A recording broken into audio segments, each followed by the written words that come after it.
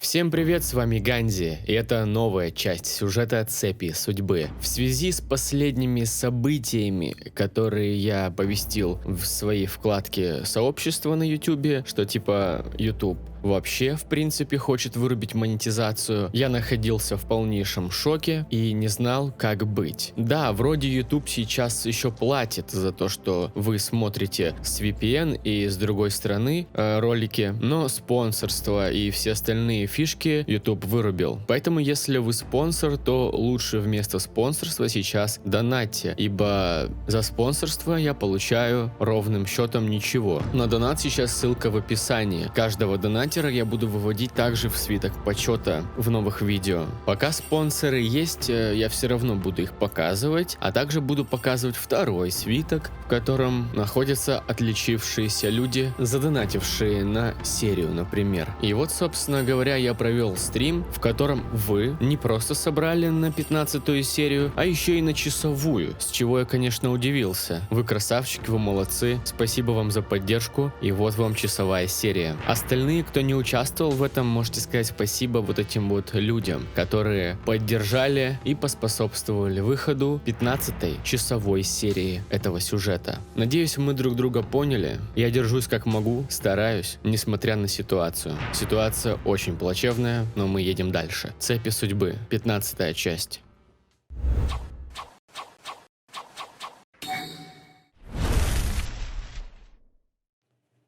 Глава 15. Мост в будущее.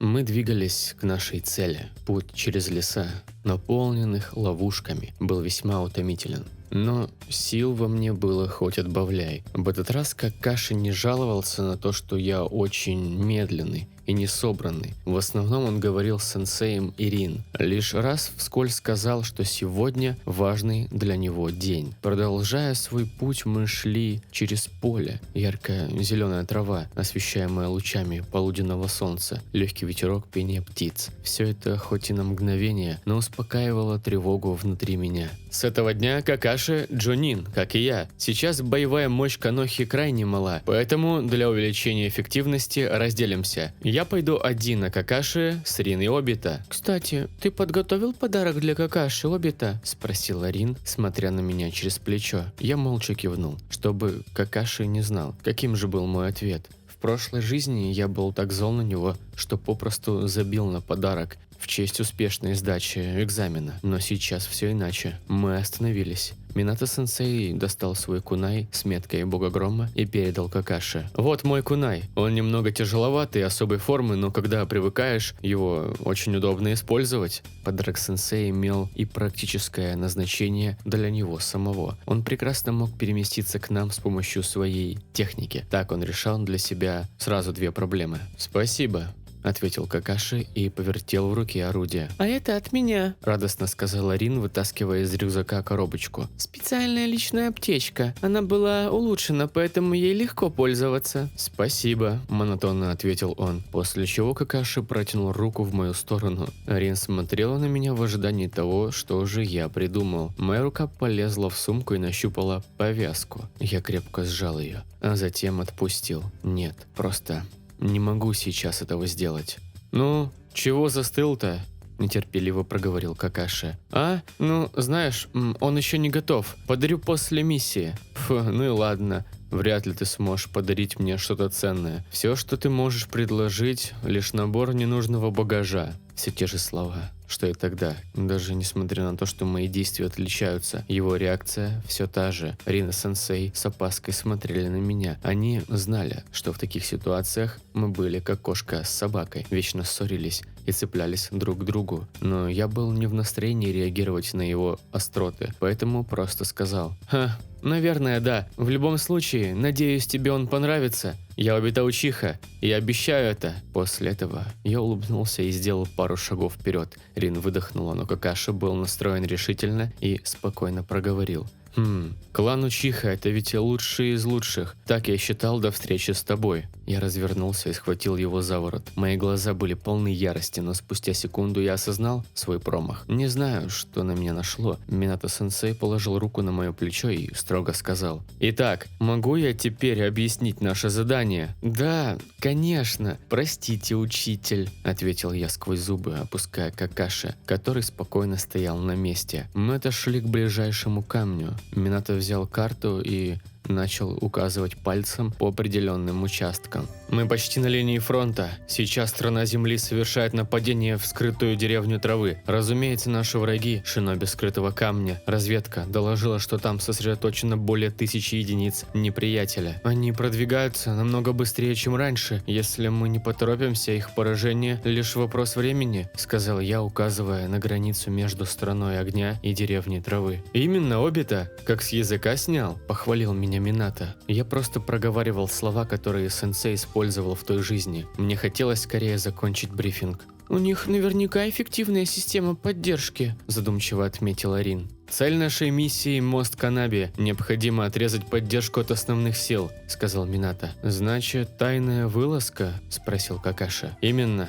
Команда Какаши, ваша задача – проникнуть в тыл противника, уничтожить мост, пока я нападаю на противника в открытую и отвлекаю основные силы на себя. До гробницы доберемся вместе, а там разделимся». После этого Минато поместил свою ладонь в центр. Я и Рин сделали то же самое. На удивление, Какаши не брезгал и проникся командным духом. «Вперед!» – дружно сказали мы. Лес на границе был весьма густым. Огромные стволы многовековых деревьев взмывали вверх, будто великаны. Их могучие кроны так разрослись, что закрывали солнце. Казалось, внутри леса стояло раннее утро, ведь солнечные лучи едва-едва пробивались сквозь толщу веток и листьев. Какаши шел впереди. Я кивнул сенсею в сторону ствола дерева. Он моргнул в знак того, что понял. Какаши слегка замер, чем выдал свое знание о том, что здесь враг. Для Джунина он поступает опрометчиво, однако мне ли его судить? Мой опыт превышает 30 лет жизни. Его же на данный момент лишь 5-6 лет из 10 прожитых. Мы спрятались за упавшим стволом дерева. Минато-сенсей посмотрел на нас и проговорил: «Готовьтесь к встрече минимум с 20 противниками».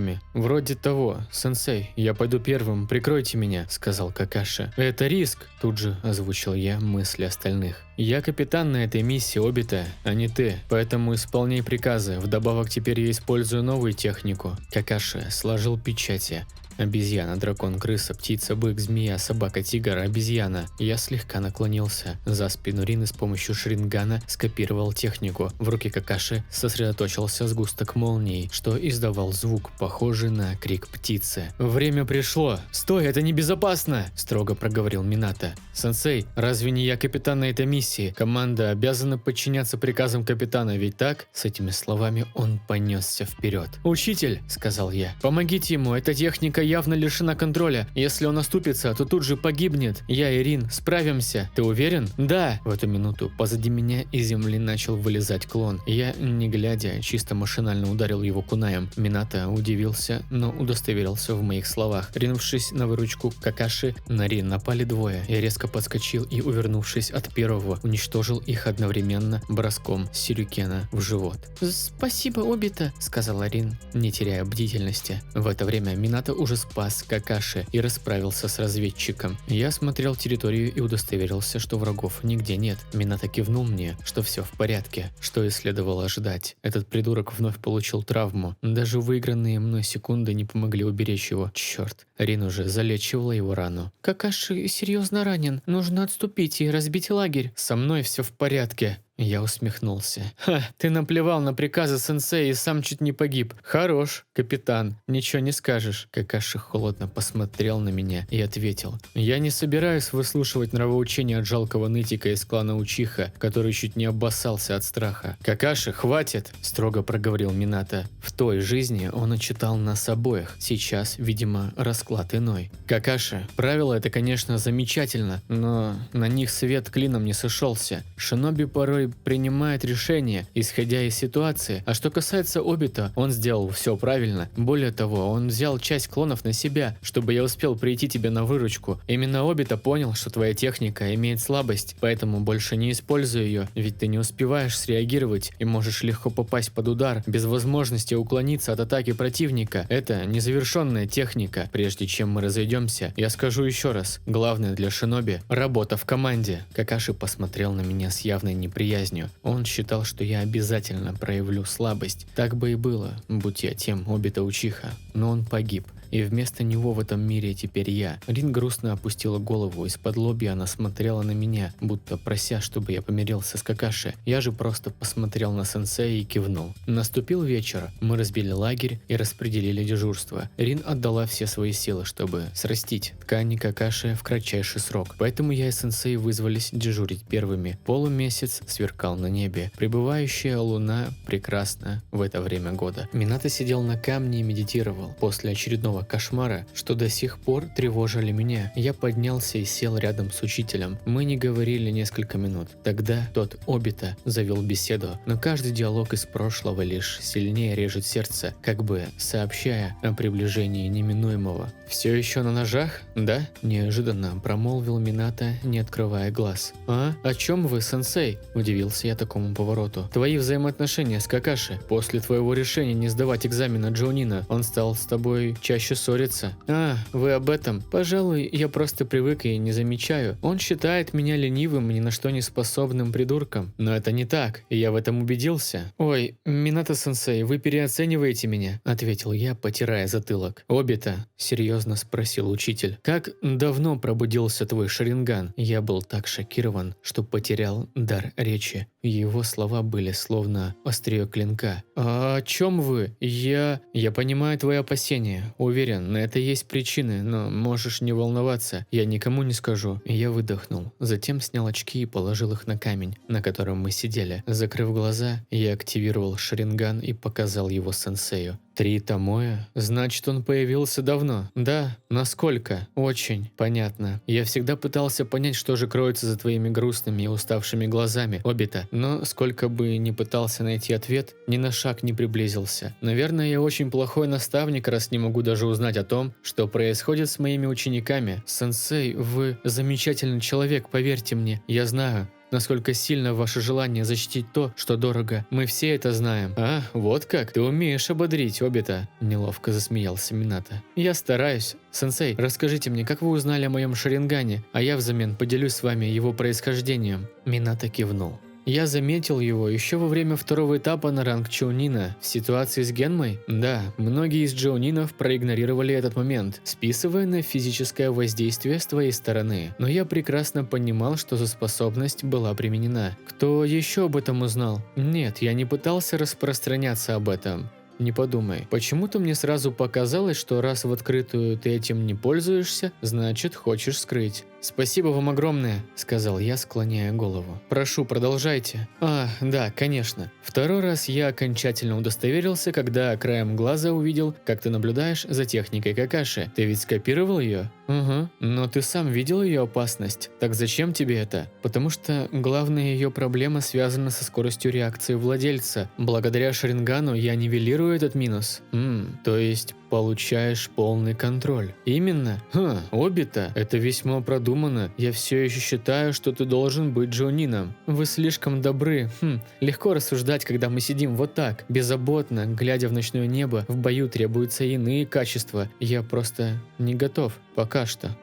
Понимаю. Так что же, поведаешь мне свою историю? Вам и правда интересно? Спросил я с легкой грустью. Если это поможет понять тебя лучше, то несомненно. Ну, если не углубляться в детали, то я видел смерть близкого мне человека. Вот как. Значит, вот почему ты так отчаянно пытаешься помочь Какаши. Ты понимаешь его? Я посмотрел на сенсея. Мои кроваво-красные глаза виднелись в его голубой радужке. Даже больше, чем вы думаете. Минато на секунду задумался. Затем его губы слегка дрогнули. Он опустил голову и спросил. Ты хорошо знал Сакума Хатаки, да? Белого клыка листа, легендарного шиноби, чье имя известно широко за пределами страны огня. Да, только я знал его не как расчетливого профессионала и хладнокровного шиноби. Нет, я видел его настоящего, доброго, заботливого. Он был хорошим отцом, который хотел дать сыну выбрать свой путь, свой собственный путь, свободный от клейма сына Белого Клыка. Господин Хатаки он отдал за это жизнь. Насколько я знаю, Сакума совершил самоубийство, не вынеся позора. «Это ложь!» – выкрикнул я, не в силах больше держать эмоций. «Обита, если ты не хочешь, то не заставляй себя», – проговорил Минато, поглаживая меня по голове. «Я вижу, что ты пережил нечто тяжелое в своей жизни». Я опустил голову. Минато-сенсей всегда был добрый и честен со мной. Он всегда стремился быть лучше. Ради благополучия других. Я всегда хотел быть его другом. «Сенсей, вы хотите знать правду, истину, которую не знает никто?» «Да, хотел бы», – серьезно сказал он. «После этого вы можете разочароваться во мне, возможно, даже возненавидеть. Не говори глупости, Обита. Я знаю, что ты бы не стал делать что-то во вред другим. Ваша доброта может довести вас до беды, учитель, но я вам доверяю себя и свою судьбу. Смотрите, я применил гензюцу с помощью шарингана Минато. Увидел все события, что видел я в ту роковую ночь, в ночь смерти Сакума Хатаки. Когда воспоминание закончилось, сенсей резко выдохнул, по его лицу сошел пот. Он смотрел на меня с легким ужасом. «Я понимаю вашу реакцию. Я не оправдываю себя. Того шиноби убил я. Мое сердце было полно желания отомстить за человека, что был мне, как второй отец. Уничтожить тех, кто отнял счастливое детство и юность у моего лучшего друга». Я опустил голову, терпеливо ожидая вердикта. Уверен, что сенсей осудит меня и правильно сделает. Я обещал не мстить, но нарушил свое слово, и за обман должен нести наказание. Однако Минато положил мне руку на плечо. Его взгляд был полон сострадания и понимания. «Все это время, через года, ты нес бремя в одиночку. Теперь я понимаю, что значит твой взгляд. Да, месть порождает лишь замкнутый круг из злости и ненависти, но видя все твоими глазами, чувствуя эту боль и беспомощность, я просто не могу осудить тебя, Обита. Мне очень жаль, что тебе пришлось перенести это одному, и я крайне благодарен за твое доверие. Здесь не о чем сожалеть. Это было лишь результат моей слабости, но если вы сохраните это в тайне, то прошу, молю, не говорите Какаши, обещаю тебе. Ты ведь специально сделал из себя соперника, чтобы быть для него отдушиной? Не совсем. Он знал, что его отец тренировал меня время от времени. Возможно, так он пытается доказать самому себе, что может оправдать надежды господина Хатаки. Но мечты Сакума были вовсе не в этом, так? Угу. Поэтому я приложу все усилия, чтобы помочь Какаши осознать это. Честно говоря, я думал, что ты даже не пытаешься его понять. Однако я ошибался. Прости меня, Обита. Сенсей, иногда я и правда его не понимаю. Он же полный дурак. Да, заносчивый к тому же. Надеюсь, я доживу до момента, когда вы и правда будете лучшими друзьями. И еще кое-что. Да, сенсей, прошу, будьте осторожны завтра. Какаши хорош в плане личных навыков, но ему нужен Тейрин, чтобы понять ценность командной работы. Прошу, позаботься о нем. Обещаю. Утром мы продолжили сборы. Рин привязала Какаши, прося его не нагружать руку. Минато дал последние указания, после чего мы разошлись в бамбуковой заросли. Когда мы добрались до местного небольшого водоема, дно которого было выложено круглыми камушками, я подал сигнал, чтобы ребята остановились. «Ребята, стойте!» – тихо сказал я. «Ты чего это, Обита?» – спросила Рин. «Какого хрена ты раскомандовался? Здесь двое врагов!» Ребята напряглись. Я услышал характерный треск. Сверху те же самые бамбуковые колья летели в нас с невероятной скоростью. «Катон, голкёки no джитсу!» – выкрикнул я, сжигая их. Из зарослей выпрыгнул тот самый урод с двумя клинками. Его прическа была похожа на большой маховый шар. Безумная улыбка сияла на его лице. Я развернулся назад и бросил несколько кунаев. Тело упало на воду. Его товарищ, что применил маскировку, был ранен в бок. «Ах ты, сучонок! Как ты узнал? Закрой рот и лежи смирно!» – сказал я, пиная его в лицо. Рин была в безопасности, но Какаши вступил в конфронтацию с чокнутым шиноби камня. «Ха, да это же сопляки! Кажется, это будет проще, чем я думал! Какаши, нужно отступить!» «Нет, если захватим их в плен, то будем иметь больше информации. Отпускать их живыми отсюда нельзя». «О, да ты тут капитан у них! Тогда что же ты скажешь на это?» Чокнутый перерезал леску, и в ту же минуту в Какаши полетели пресловутые колья. Они были так близко, зная, что все парировать он бы не успел. Я вновь применил технику огненного шара, создавая Какаши окно для отступления. К сожалению, я отошел от Рин, и это стало моей ошибкой. Мы услышали крики. Рин отбилась от раненого шиноби с помощью техники водяных пуль. Но вот парень с клинками, напав со спины, нанес ей мощный удар в лицо, вырубая ее. «Уходим, Тайсеки, уверен, девка что-то знает». «Чертов сопляк, он поранил мне бок, Какко!» Они бросили дымовые шашки и исчезли. Опять. Снова я ошибся. Твою ж. «Нет!» – выкрикнул я, падая на колени. «Обита, оставь их!» – проговорил Какаши спокойно и медленно. Я слышал его слова приглушенно, но они пробуждали всю тьму внутри меня. «Мы с тобой идем дальше. Арин?» – тихо спросил я, вставая на ноги и слегка пошатываясь. «О ней мы позаботимся потом. Сейчас им нужно узнать нашу цель, поэтому она нужна им живой. Если Рин будет заботиться о раненых, то ей не навредят.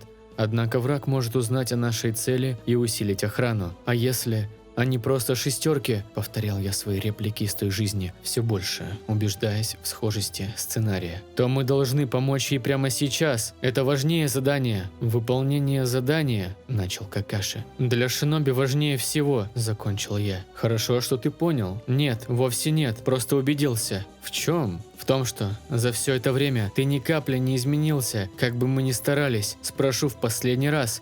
Мне не убедить тебя пойти со мной спасать Рин, нашего товарища и друга, ту, что лечила тебя и подарила такой замечательный подарок? Тобой движут чувства, Обита. Ни для кого не секрет о ваших отношениях. Но слушай голос разума. Дело не в отношениях, а в принципах. Я думал, что смог тебе показать это, но я ошибался. Я развернулся и пошел вперед. Вдруг сзади я услышал шаги. Какаши положил мне руку на плечо и приставил клинок к горлу. «Ты собрался нарушить прямой приказ своего командира? Ты забыл, что тот, кто не выполняет правила, всего лишь мусор? Не хочется верить, что и ты такой, Учиха. Во имя нашей дружбы, Какаши, убери руку. Мы не друзья», – проговорил он с трудом. «А, вот как. Простите меня, господин Хатаки», – прошептал я. «Что?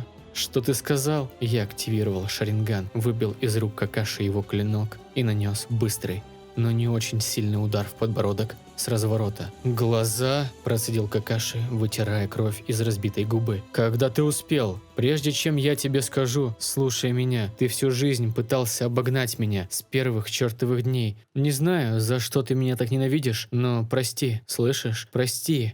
Я правда пытался быть хорошим другом, ведь я обещал ему, но проиграл? Ха. И да, пусть тех, кто нарушает законы шиноби и называют ничтожествами, но те, кому наплевать на товарищи, 100 раз хуже. И уж лучше я буду мусором, чем таким шиноби, ведь если это и означает быть шиноби, то я сотру это понятие раз и навсегда. В этот момент я достал из сумки повязку Сакума и бросил ее к Какаши. Его глаза в недоумении смотрели на вещь. «Откуда? Твой отец передал мне перед смертью. Я очень уважал его, и мой шаринган тому доказательство. Какаши, ты ведь знаешь, как мы, учихи, его получаем, верно? Так вот, он хотел, чтобы ты перестал быть заложником идеального образа, и он отдал свою жизнь, чтобы ты смог прожить свою».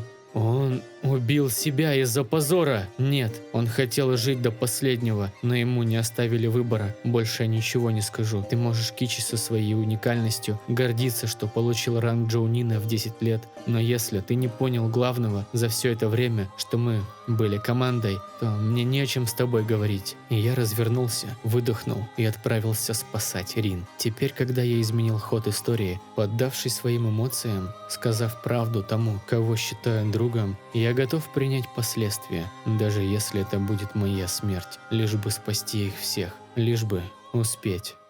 Я прибыл к пещере, где держали Рин. По всему телу прошлась волна мурашек, фантомная боль. По всей правой половине тела было тяжело дышать. «Ну вот, я здесь», — сорвалось с моих уст. Признаться честно, мне очень страшно. Казалось, я готовился к этому дню целых 5 лет. Но все еще боюсь этого места больше всего на свете. Это словно идти к обрыву, четко зная, что упадешь, а в конце пути все равно в ужасе остановиться и смотреть вниз. За мной уже выдвинулись, чувствую это. «Далеко собрался?» – прозвучал голос позади. «Ха, только тебя и ждал», – ответил я, нанося удар с разворота. Враг отпрыгнул назад, его глаза были полны недоумения. «Ты знал, что я тут? Конечно. Или ты рассчитывал, что твоя фиговая техника маскировки спасет? От моих глаз ничего не скрыть. Запомни. Ах ты, щенок, я выпотрошу тебя с превеликим удовольствием!» С этими словами он напал. Наши кунаи слеснулись. В прошлой жизни здесь уже был Какаши, и мы вместе сражались. Сейчас его нет. Видимо, я и вправду не смог стать ему другом. «Что такое? Расстроен, что не можешь меня одолеть?» – прошипел Тайсеки. «Нет, сожалею, что не смогу растянуть твою смерть», – зло процедил я. В эту минуту я увел лезвие куная противника так, что его тело слегка пролетело вперед. После этого из рукава куртки вылетел мой второй кунай, которым я проткнул его глотку. Осколки камня резко упали на ветку дерева, где мы сражались. «Клон?» – удивился я, тут же озираясь по сторонам. «Ха, ты думал, что я просто пойду в лобовую атаку?» – послышался голос противника. «Ты заметил меня в прошлый раз, почти не глядя. Я учусь на своих ошибках». «Ясно. Из-за того, что смог обнаружить его, я слегка изменил ход истории, а значит и тактику Тайсеки. Это может здорово меня задержать. Твою ж. Через несколько секунд я понял, что противник отнесся к битве серьезнее, чем тогда. Он вынырнул из-под ветки, его лезвие неумолимо неслось к моему лицу. И тут появился тот, кого я так ждал. Какаши. Его маленький клинок разбудил очередного клона. Он занял оборонительную стойку, прижимаясь своей спиной к моей. «Что-то ты задержался», – проговорил я, усмехаясь. «Да, долго думал и понял, что доверять это дело Плакси из клана Учиха – гиблое занятие». А если серьезно? Я заметил вас раньше, но понял, что он использует клонов. Хотел вычислить оригинала, но вижу, ты явно не ожидал такого. Честно, думал, он тупее. Я тоже. Сверху Обита. С ветки на меня прыгало трое. Мы бросились в разные стороны. Затем, отталкиваясь от стволов деревьев, я и Какаши мигом уложили двух клонов. Третьим оказался оригинал, которого Какаши зацепил острием клинка. Противник отскочил назад, придерживая окровавленную руку. «Серебристые волосы и клинок с белой чакрой. Только не говори, что ты Белый Клык Канохи. Так звали моего отца», — ответил Какаши. «Ясно, отродье Белого Клыка. Значит, мне не о чем волноваться». «Вот тут ты ошибаешься», — сказал я, готовясь к атаке. Тайсеки опять использовал технику камуфляжа. Какаши злобно цыкнул. «Не пытайся, Какаши», – проговорил я. «Запах его пропадает». «Знаю, черт подери». В голове мелькнуло воспоминание. Сейчас может случиться непоправимое. «Обита, сзади!» – крикнул Какаши, бросаясь ко мне. Позади меня появился противник, который собрался атаковать. В этот раз я не останусь позади Какаши. Я не сильно пнул друга ногой, чтобы отбросить его на расстояние. В эту секунду кунай уже шел на меня. «Шаринган!»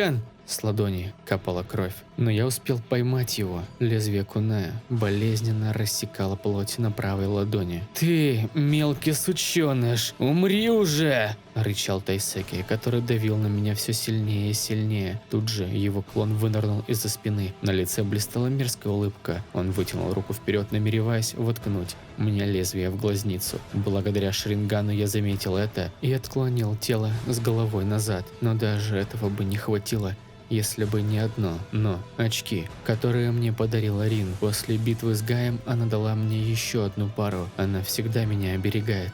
Пластик оказался достаточно прочным, чтобы задержать лезвие. Кунай проделал дырку, и его острие было в нескольких сантиметрах от моего глаза. «Какаши, бери правого!» – крикнул я. «Понял», – ответил друг, выскакивая сзади меня. Он нанес резкий, режущий удар. Форма Тайсеки в области живота пропиталась кровью. Его клон рассыпался. Враг упал на ветку, после чего рухнул вниз на землю, упав с огромной высоты. Я выдохнул. Трясущимися руками снял очки и посмотрел на них. «Ты очень рисковал», – проговорил Какаши, глядя на сломанный предмет. «Почему ты не дал мне помочь? Потому что на месте этих очков мог быть твой глаз, Какаши. Я не хочу, чтобы мои друзья пострадали. Моя невнимательность чуть не привела к твоему ранению. Прости. Так и будешь меня оберегать?» – сказал он, приподнимая одну бровь в недоумении, после чего выдохнул и продолжил. «Нет, не так. Слушай, Обита, это мне нужно извиниться за многое, что было. Я и правда считаю...» «Ха, ну и время ты выбрал, дурак», – тихо ответил я. Расскажешь потом, я хочу полную картину, понял? Зря я, что ли, столько лет тут усердствовал. А толку-то ноль, съязвил он. Заткнись. Ладно, перевяжи раны, сейчас нам нужно срочно спасти Рин. Да, ты прав, серьезно ответил я. Мы стояли у входа в пещеру. Какаши заглянул внутрь и проговорил. Кажется, он один, но расслабляться не стоит. Да, тут ты прав, согласился я, понимая, что теперь ход истории идет иначе. Какаши, я хотел бы тебя спросить. Что? Нашел время. Это важно. Давай быстрее. Если что-то вдруг случится, то защити Рин. Прошу тебя. Что ты такое говоришь? Я понимаю. Нет гарантии тому, что история вновь не повторится. По сути, я опять перекладываю свои обязанности на него. Это неправильно и нечестно. Но я должен знать, что в случае чего они оба будут в безопасности. И если я вдруг погибну, убедись, что я мертв. Оби-то, ты что такое несешь? Просто пообещай, прошу, Какаши, дай мне обещание, если ты мой друг. Я обещаю, сказал он, закрыв глаза. Спасибо, я очень благодарен. А теперь вперед. Да, мы ворвались внутрь. Какко стоял рядом с Рин, держа своей рукой ее волосы. «Что ж ты такая неразговорчивая?» – процедил он. Враг повернулся в нашу сторону. На его лице была мерзкая, злорадная улыбка. «Рин под действием гензюцу», – проговорил я. «Понял. Будь осторожнее, этот намного опаснее своего напарника». «Ну и ну, а вы не так простые ребятишки», – облизывая губу, сказал Какко. После этого он тут же бросился в атаку. На уровне предплечья выехали два клинка, выходящие за пределы его ладоней. Я и Какаши двинулись ему навстречу. Какко подбежал ко мне, махнув лезвием. Я тут же пригнулся. Вторым клинком он ударил снизу, поэтому пришлось сразу же подпрыгнуть. В этот миг Какко переключился на Какаши, нанося ему удар крест-накрест. Тот прыгнул мне за спину. Я же в свою очередь принял атаку клинков сверху. Под тяжестью врага я слегка присел на одно колено. Какаши попытался атаковать справа, но противник ловко отскочил назад, блокировав серию ударов, и начал свою. Он наносил тычки своими лезвиями в надежде найти брешь в обороне Какаши. Тот же в свою очередь грамотно отступал, блокируя все удары. Услышав мои шаги, он резко отскочил вправо. Я же размашисто махнул кунаем, надеясь вывалить содержимое живота противника, но Какко вновь увернулся. Более того, он подпрыгнул, отталкиваясь от моей спины, которая была слегка согнута, при этом отбиваясь от удара Какаши. Когда враг приземлился на ноги, он решил, что может прикончить меня. Я максимально выгнул спину назад, видя, как пара клинков проносятся надо мной. Прекрасно помня, что сейчас Какаши пойдет в атаку, а Какко попытается его ударить, я уперся руками в землю, а ногами блокировал движение рук врага. В эту минуту Какаши оттолкнулся от моих плеч, подпрыгнул и рубанул Какко по правому плечу. Враг издал стон и упал на землю. «Быстрее, Обита! Нужно развязать Рин!» – крикнул Какаши. «Подожди, теперь судьбе не поиграть со мной в эти игры вновь!» – ответил я тихо, подходя к Какко. Тот делал вид, что находится без сознания. Я взял его за волосы и тут же ударил головой о камень. «Что ты делаешь, Обита?» – удивился Какаши. «Умный сопляк!» – плюясь кровью и зубами, сказал Какко. «Ты!» – прошипел я. «Из-за тебя я стал монстром. Погиб тут, отнял столько жизней из-за тебя и твоей вонючей техники, ублюдок!» Я говорил это шепотом, чтобы слышал только Какко. Я бил его головой о камни, видя, как лицо врага превращается в месиво. «Обита, остановись!» – крикнул Какаши. «Ты не в себе!» Да, прости!» – сказал я, вонзая лезвие в сонную артерию врага, прекращая его мучение. После этого я встал и направился к Какаши. И не успел я дойти, как услышал того, кого не ожидал совсем. «Ха-ха, мелкие выблядки, думали, прикончили меня? Пф, мои товарищи, вы ответите за их смерть!» Это Тайсеки. Он стоял у входа в пещеру. Я видел, как он складывает те самые знаки. «Какаши, убей его быстрее!» – крикнул я. Хоть он и отреагировал мгновенно, враг успел доделать технику, прежде чем в него прилетел кунай. «Стихия земли! Разрушительный камнепад!» – крикнул он, после чего упал замертво. Все затряслось. «Нет, нет, нет, только не снова! Обита, тут сейчас все завалит», — сказал Какаши. Его темные глаза смотрели на меня и привязанную к столбу Рин. Он понимал, что я ее не брошу, но и сам не собирался уходить без нас обоих. «Какаши, доверься мне!» – крикнул я, отталкивая его в сторону выхода. После этого я быстро сложил печати. «Техника воды! Водная струя!» Эту технику я скопировал у Рин на одной из тренировок. Тогда она казалась мне бесполезной, но не сейчас. Тело Какаши пролетело к выходу. Я же побежал, что есть мочи, к Рин. Камни сыпались отовсюду. Парочка чуть не придавила меня. Когда я был в паре шагов от цели, то увидел, как небольшой валун падает прямиком на Рин. Я достал кунай Какаши, метким броском в стены растянул прочную леску, которая выдержала булыжник, и отбросила его в сторону. Подбежав к Рин, я заметил, что еще несколько глыб падают на нас. «Датун, Дорию Хаки!» – крикнул я, сложив печати. Земляная стена, что выросла над нами, сдержала часть обвала, но этого было мало. Я бросил оставшиеся 4 куная. Прочная металлическая леска натянулась. Я намотал ее на руки, создавая натяжение и удерживая остатки обвала. Она сильно впивалась в плоть, да так, что кровь струйками начала капать на лоб Рин. Нет, я готов к смерти, но не дам ей погибнуть. Пусть меня разорвет или раздавит голову, как арбуз, но я молю всех богов, дайте мне спасти их и в этот раз. Я протянул руку, мне нужно успеть, только бы дотянуться. Коснувшись ее лба, я проговорил: «Развейся!» Рин пришла в себя, ее глаза тут же округлились. «Обита!» – крикнула она, видя меня. Я и правда выглядел плачевно, руки были зажаты леской, и по ним стекала кровь, лицо испачкано слоем грязи и пота. «Кунай!» – процедил я, бросая ей оружие, что было зажато в другой руке. Рин попыталась дотянуться до него. «Да, все хорошо, Рин, ты справишься. Я ни за что не позволю тебе умереть», – говорил я, еле сдерживая булыжники. «Обита, держись, я сейчас, я помогу тебе». «Да, все в порядке», – шептал я, теряя силы. Тут сзади послышался грохот. Одну из лесок натянуло и меня откинуло назад, прижимая к земляной стене, что я создал. Это породило цепочку новых обвалов, и самый ужасный приближался к ней. «Рин!» – крикнул я, пытаясь вырваться от ловушки, что сам себе и сделал. Та посмотрела вверх и только успела крикнуть: «Обита!» 2 больших валуна накрыли ее сверху, создавая огромный столб пыли. «Нет!» – крикнул я, чувствуя, как что-то внутри разрывается от боли. В эту секунду агония заполнила все внутри меня. Каждую клеточку моего тела пронзила жгучая волна всепоглощающей боли. Я крикнул так громко, как мог. Казалось, мои голосовые связки вот-вот разорвутся. Из глаз пошла кровь. «Камуи!» – крикнул я, и мои руки прошли сквозь путы, что сдерживали до этого момента. Проклятая сила Мангёку Шаринган. Она пробудилась, но слишком поздно. Из-за того, что я перестал сдерживать булыжники, обвал в нашей незаваленной части продолжился. Но мне было все равно. Я чувствовал, как мое тело движется по инерции. Я был похож на ожившего мертвеца. Пройдя сквозь камни, которыми придавила Рин, я увидел, как она лежит в узкой щели между ними. В глазах блескнул огонек надежды. Ее тело не было раздавлено. Я коснулся Рин, и мы вместе телепортировались в измерение Камуи. Упав на холодную каменную плиту, я тут же подполз к Рин. Она была бледная, с уголка рта шла струйка крови. Прислушавшись, я понял, она не дышала, пульса не было. Незамедлительно я начал сердечно-легочную реанимацию. «Рин, прошу тебя!» – выдал я, делая нажатие на грудную клетку. «Умоляю, не оставляй меня!» Так я делал несколько попыток,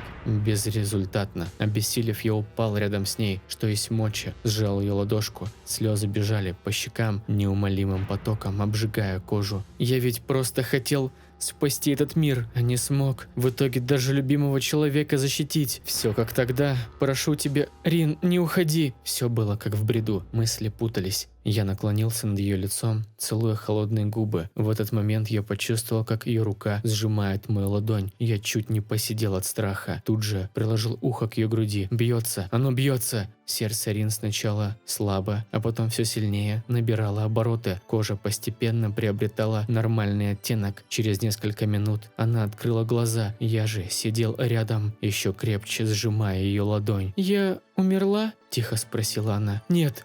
«Вовсе нет», — говорил я, вытирая слезы. «Обита, это ты?» «Да, я здесь, все будет хорошо». Она повернула голову в мою сторону. «Твои глаза, Обита, они...» «Это мой Шаринган».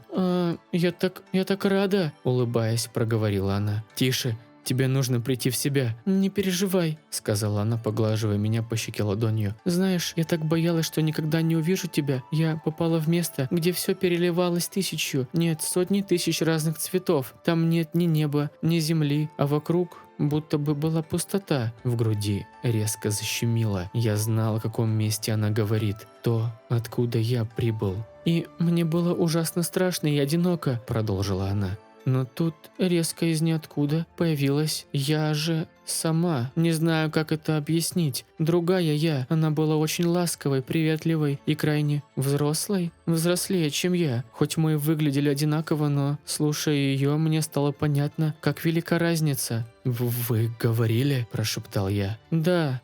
«И что она сказала?» – спросил я, чувствуя, как комок тяжелой грусти подкатывает к горлу. «Она попросила не оставлять тебя. Сказала, что без меня ты будешь тут, как без рук, ведь ты такой рассеянный». «Ха, очень похоже на нее», – сказал я тихо, что Рин не могла слышать. «И еще она слезно просила, чтобы я позаботилась о тебе и помогла пройти этот тяжелый путь. Я думаю, что она, то есть я, переживает за тебя. Я не знаю, что это было, но после ее слов я почувствовала, будто бы меня толкает в грудь. Тело ощутило полет, словно я падаю куда-то вниз. Потом я услышала голос, мужской и женский одновременно, и слова.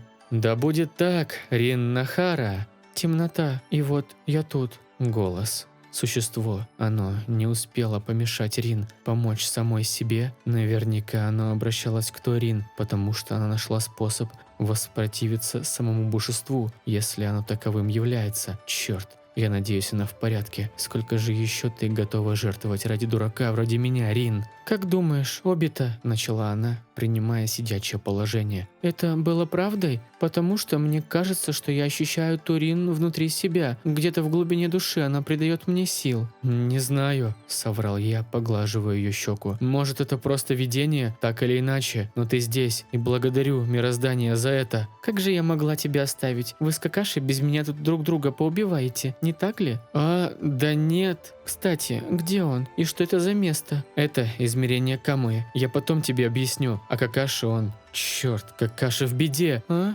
Так надо срочно ему помочь». «Нет, тебе нельзя. Ты только-только с того света». «Обита, оставь эти глупости. Я могу и буду сражаться. Какаши наш друг». «Знаю, но не дам тебе вступать в бой без веской причины. Ты будешь полезнее, как медик». Рин посмотрела на мое израненное тело. Я прикрыл изувеченные руки рукавами куртки. «Сейчас главное выполнить задачу. Минато-сенсей на нас рассчитывает». Рин кивнула. Я взял ее за руку, поднимая с земли. «Готова?» «Да». Я сосредоточился, и мы переместились назад. Мы очутились внутри пещеры, но в части, которую обвал миновал, я тут же заметил фигуру. Это был Какаши. Он пытался отодвинуть большой валун. Именно под этим камнем должен был лежать я. Я ни с чем его не спутаю. В руках мой друг держал очки. Видимо, они выпали, пока бежал Крин. Не в силах сдвинуть валун, Какаши упал на колени, ударился головой о землю, а потом навзрыд сказал: «Дьявол, проклятие! Если бы я сразу послушал тебя, мы бы вместе пошли спасать Рин, и этого бы никогда не случилось! Какой из меня командир? Какой из меня Джоунин?» Я подошел к нему и положил руку на плечо. Какаши резко повернул голову. Его черные, как ночь, глаза, наполненные слезами, смотрели на меня с испугом. «Обита, Рин, вы...» «Из тебя выйдет отличный командир, Какаши. Чтобы о тебе и не говорили в деревне, ты отличный шиноби». «Как?»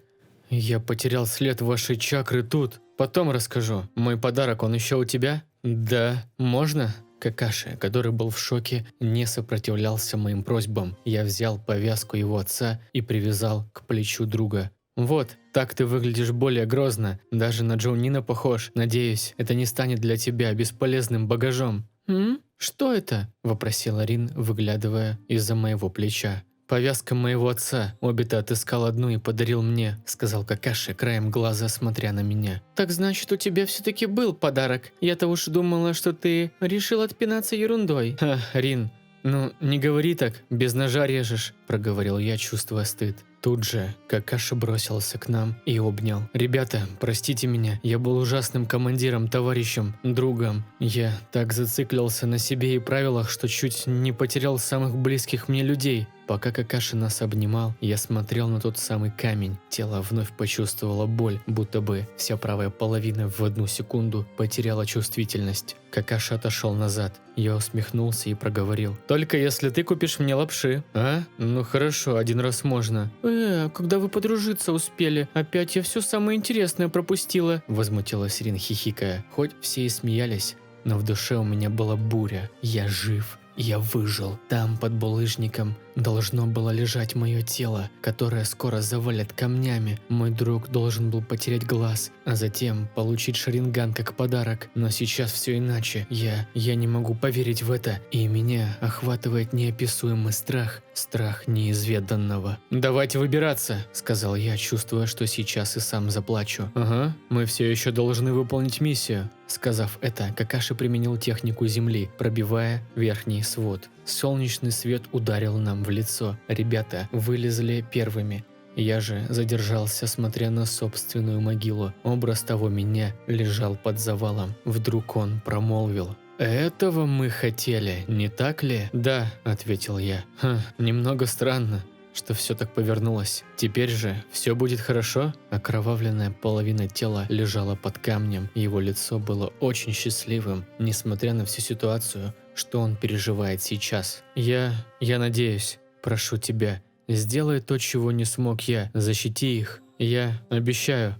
Как же себе не довериться. А теперь иди. Тут наши дороги расходятся. В эту минуту Какаши крикнул. «Обита! Враг применяет технику! Быстрее, вылезай!» «Иди же и покажи всему миру, кто такой Обита Учиха», – сказал мой образ. «Обита!» – вновь прокричал Какаши, протягивая мне руку. Я схватился за нее. В этот момент пещера начала обваливаться окончательно. Мой образ из той жизни окончательно завалило камнями. Было ли это видением, или же наши реальности соединились в этой точке, а может, я и вовсе брежу. Но я знаю одно, я не собираюсь сдаваться судьбе, уповая на ее милость. За каждый миг счастья я готов бороться, хоть с самой смертью. Сотни шиноби из деревни, скрытой в камне, окружили нас. Мое тело будоражило. Я наконец-то перешагнул через пропасть, что вела меня к гибели. Но теперь как-то нужно не помереть в такой глупой ситуации. В нас полетели кунаи. «Какаши, прикрой!» – крикнул я, схватив Рин на руки. «Да!» – мы прыгнули на дерево, прячась за его массивным стволом. Ситуация отвратительная. Более того, мне неизвестно, как в той жизни Какаши с Рин выжили. По сути, для меня здесь все новое. «Что мы будем делать?» – спросила Рин, залечивая часть моих ран. «Командир?» – спросил я. «Отступать не выйдет, по крайней мере, всем вместе». «Чего это ты удумал?» – возмущенно спросил я, понимая, к чему он ведет. «Я их задержу, а вы убегаете в леса. Уверен, что вы выполните задачу».